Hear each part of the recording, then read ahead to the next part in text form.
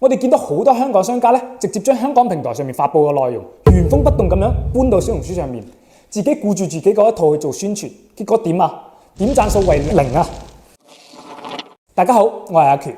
有啲香港商家覺得自己好巴閉，認為自己喺香港做 Facebook、做 IG 已經好多年，對網絡推廣已經好有經驗，做小紅書咧肯定搞得掂。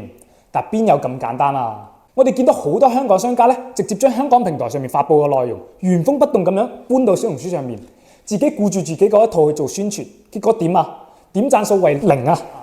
原因好簡單，內地用戶同我哋香港用戶關注嘅話題根本唔一樣，佢哋根本 get 唔到香港本地嘅話題內容，自然咧就唔會俾呢個筆記內容觸動到㗎啦。